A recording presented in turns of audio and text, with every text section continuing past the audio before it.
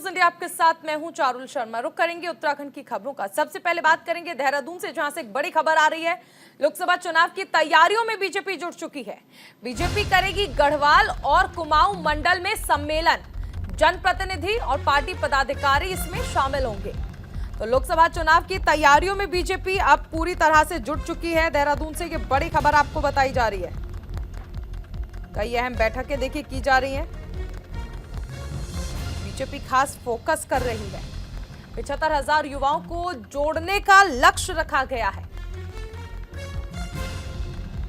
देहरादून से इस वक्त की बड़ी खबर। लोकसभा चुनाव की तैयारियों में बीजेपी जुट चुकी है। बीजेपी गढ़वाल और कुमाऊं मंडल में सम्मेलन करेगी। कई जनप्रतिनिधि और पार्टी पदाधिकारी इस बैठक में शामिल होंगे। 75,000 युवाओं को जोड़ने का लक्ष्य इसमें रखा गया है। आगे बढ़ते हैं। एक और बड़ी खबर आ रही है। सनातन धर्म के विरोध को देखते हुए जल्द ही संतों का एक प्रतिनिधि मंडल प्रधानमंत्री मोदी से मुलाकात कर सनातन धर्म का विरोध करने वालों के लिए कड़ा कानून बनाने की मांग करेगा। संत समाज राम मंदिर के उद्घाटन को लेकर भी काफी उत्साहित है।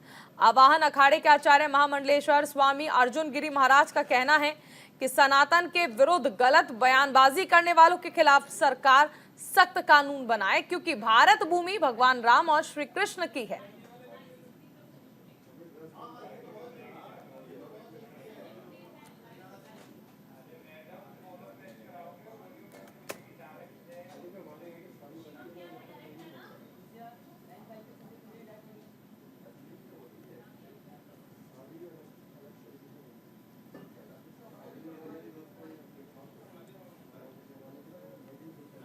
हमारे साथ सहयोगी संजय पुंडीर जुड़ गए हैं। संजय, देखिए, अगर हम पिछले कुछ समय से देखें तो जिस तरह से बयानबाजी होती है सनातन धर्म को लेकर, ऐसे में संत चाहते हैं कि प्रधानमंत्री मोदी से मुलाकात करें और एक कानून बनाने की मांग करें। देखिए, लगातार ही 2024 जो लोकसभा चुनाव है वो नजदीक है। ऐसे में जो सभी राजनीतिक पार्टी है वो पूरी तरह सक्रिय दिखाई दे रही है। लेकिन कुछ नेता ऐसे हैं अपने स्वार्थ के लिए, अपनी जीत के लिए कहीं ना कहीं धर्म का इस्तेमाल कर रहे हैं। ऐसे ही विपक्षी नेताओं के लिए लगातार ही सनातन धर्म से जुड़े हुए जो लोग हैं, साधु संत हैं, वो पूरी तरह आक्रोशित दिखाई दे रहे हैं। क्योंकि हम देख रहे हैं कि 2024 के लोकसभा चुनाव से पहले जो विपक्षी नेता है वो कहीं ना कहीं धर्म के लिए कहीं ना कहीं बयानबाजी कर रहे हैं। इसी को लेकर जो साधु संतों का एक प्रतिनिधि मंडल है वो देश के प्रधानमंत्री नरेंद्र मोदी से मिलने की बात कह रहा है। और वे संत लगातार इस बात का जिक्र कर रहे हैं, इस बात की मांग कर रहे हैं कि ऐसे लोगों के लिए कहीं ना कहीं एक ऐसा कानून बने जिसमें कहीं ना कहीं उनके खिलाफ कार्रवाई की जाए। चारुल, संजय, ये भी समझना चाहेंगे कि सनातन धर्म पर विवादित बयान देने वाले या फिर टिप्पणी करने वाले या विरोध करने वालों पर संत समाज चाहता है कि कानून बने, लेकिन इस कानून के दायरे में कौन? क्योंकि सबसे ज्यादा देखते हैं कि राजनीतिक पार्टियों की ओर से ही बयानबाजी दी जा रही है। देखिए, लगातार ही हम देख रहे हैं कि बीते कुछ दिनों से जो विपक्षी नेता हैं वो कहीं ना कहीं धर्म को लेकर बड़े बड़े बयान कर रहे हैं, जिसको लेकर लगातार ही सनातन धर्म से जो जुड़े हुए लोग हैं, सनातन धर्म है, उन्हें कहीं ना कहीं ठेस पहुंच रही है। यही वजह है लगातार अब जो साधु संत है वो एकजुट हो गए हैं और उनका यही कहना है कि ऐसे नेताओं के खिलाफ कार्रवाई हो, ऐसे बयानबाजी करने वालों के खिलाफ कार्रवाई हो, ताकि जो आगे ऐसा काम ना करे। हालांकि इसको लेकर जो संत समाज है वो कह रहा है कि ऐसा कोई कड़ा कानून बनना चाहिए जिसमें ऐसे लोगों को सबक मिले। चारुल, बिल्कुल, आप बने रहिए संजय, आगे आपसे जानकारी लेंगे। उत्तराखंड किसान मोर्चे ने सरकार से जल्द गन्ना मूल्य घोषित करने की मांग की है। किसानों ने इकबालपुर चीनी मिल में गन्ना किसानों का करोड़ों के भुगतान करने की मांग की। दरअसल रुड़की के प्रशासनिक बैठक में उत्तराखंड किसान मोर्चा के सैकड़ों किसान पहुंचे, जहां उन्होंने सरकार से अपनी मांगे रखी। किसानों ने चेतावनी दी है कि अगर जल्द ही गन्ने का मूल्य घोषित नहीं होता है तो उत्तराखंड किसान मोर्चा आंदोलन करने के लिए मजबूर होगा।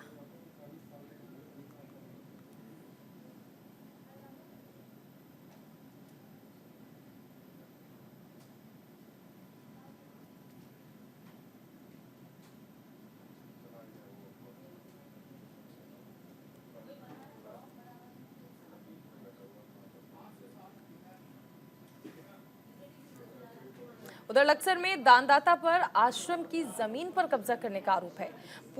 पूरा मामला मुंडाखेड़ा कला गांव का बताया गया। दरअसल बाबा मोहन राम के आश्रम के संचालक भगत रघुवीर सिंह ने पुलिस और उपजिलाधिकारी को शिकायती पत्र देकर बताया कि लगभग 20 साल पहले गांव के एक व्यक्ति ने उन्हें जमीन दान में दी थी। साथ ही ये भी कहा कि आपको इस जमीन पर जो भी करना है आप करें। इतना ही नहीं, जमीन देने वाले ने जमीन का रजिस्टर्ड एग्रीमेंट भी उनके नाम किया। मामले में रघुवीर भगत का आरोप है कि अब जमीन दान देने वाले उन्हें आश्रम खाली करने के लिए धमकी दे रहे हैं। साथ ही आश्रम पर कब्जा कर संपत्ति को खुर्द बुर्द करने की धमकी दी जा रही है। कई बार जमीन देने वाले ने आश्रम की मंडली के साथ भी मारपीट की। इसके बाद आश्रम संचालक ने मामले में कार्रवाई किए जाने की मांग की है।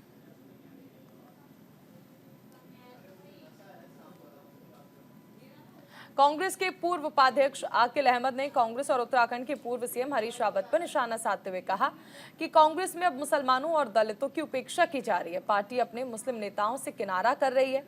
उन्होंने हरीश रावत पर भी हरिद्वार और देहरादून के मुसलमानों को धोखा देने का आरोप लगाया है।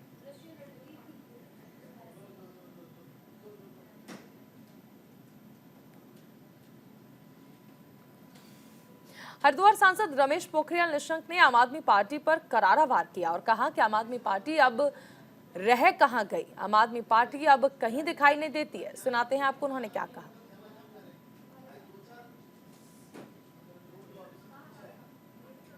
आम आदमी पार्टी रह कहां गई, कहीं दिखाई देती है आपको क्या? तो उसके बारे में तो है, तो जेल में होगी जो हमारी ये कह रहे हैं। आम आदमी पार्टी जेल में है और जितनी भी ये पार्टियों के बड़े बड़े लोग हैं जेलों में जाएंगे। जिन्होंने लूटा है देश को वो क्यों बाहर रहें? उनका स्थान जेलों के अंदर है। और इसलिए अब मेरिट की राजनीति होगी, न बेईमानी की होगी, न भ्रष्टाचार की होगी, न ब्लैकमेलिंग की होगी, न दादागिरी की होगी। अब यदि राजनीति होगी तो स्वच्छ राजनीति होगी। अच्छा है ना, आप ईडी का नोटिस आ रहा है, आप जवाब दे दो। यदि सीबीआई कुछ पूछ रहे तो जवाब दे दो। आप जो सही है, ईडी का नोटिस आपको इसीलिए तो आएगा ना, कुछ गड़बड़ है। तो यदि गड़बड़ है तो फिर रो क्यों रहे हो? और सही हो तो बोलो 10 ईडी के नोटिस भेजो, 10 भेजो, जवाब देंगे ना। ये दम होना चाहिए। विकासपुर के हर्बर्टपुर क्षेत्र में दवाइयों के गोदाम पर ड्रग विभाग ने छापेमारी की। छापेमारी में भारी अनियमितताएं मिली हैं। इसके अलावा एक्सपायरी दवाएं भी मिली, जिस पर दवाइयों को सीज कर दिया गया।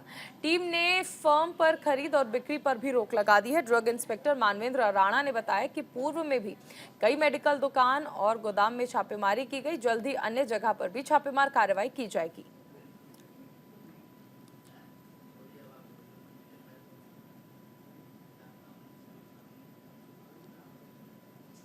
लक्सर पुलिस ने नशे का कारोबार करने वाले तस्कर को 10 लाख से ज्यादा की कीमत के स्मैक के साथ गिरफ्तार किया।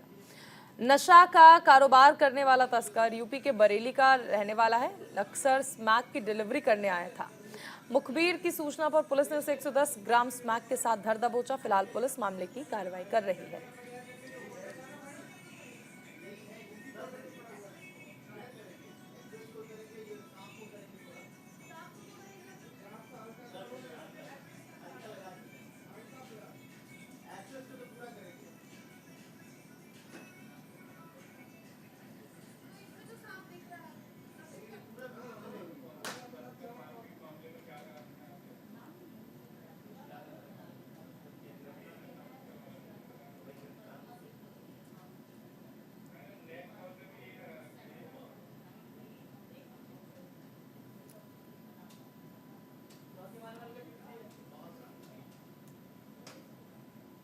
तो पुलिस ने नशा तस्कर को गिरफ्तार किया है। इसके पास से स्मैक भी बरामद हुआ है। दरअसल मुखबिर की सूचना के आधार पर यह गिरफ्तारी की गई है।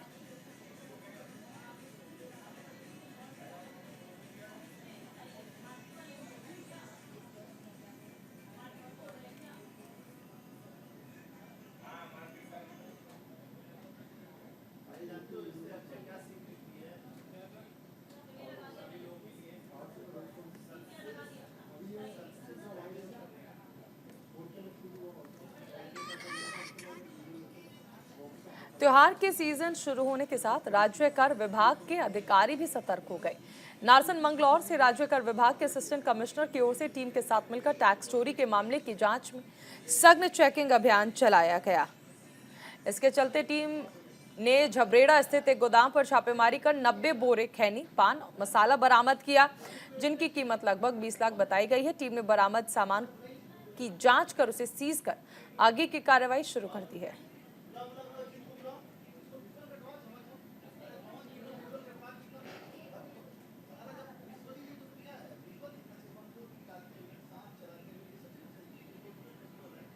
धर्मनगरी हरिद्वार के रिहायशी इलाकों में जंगली जानवरों का आना लगातार जारी है। जगदीशपुर क्षेत्र के गणपति धाम फेज 3 कॉलोनी का मामला है, जहां आज सुबह हाथियों का एक झुंड कॉलोनी में देखा गया, जिसका वीडियो तेजी से वायरल है। वीडियो में देखा जा सकता है कि किस तरह से हाथी गन्ने के खेत से गन्नों का आनंद लेता नजर आ रहा है।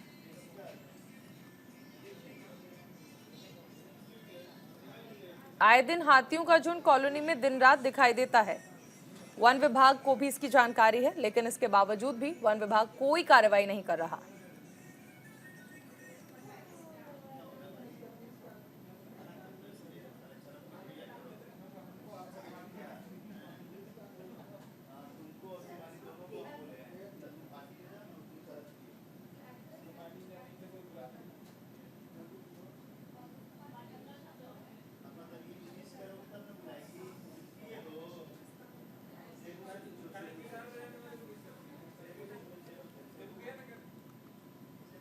लक्सर के लोको मोहल्ले में एक युवक के साथ मारपीट करने के मामले में पुलिस ने 6 अज्ञात सहित 8 लोगों के खिलाफ मुकदमा दर्ज किया है। लक्सर गांव निवासी राजवीर ने पुलिस को तहरीर देकर बताया कि उनका बेटा आर्यन लक्सर बाजार से घर वापस लौट रहा था।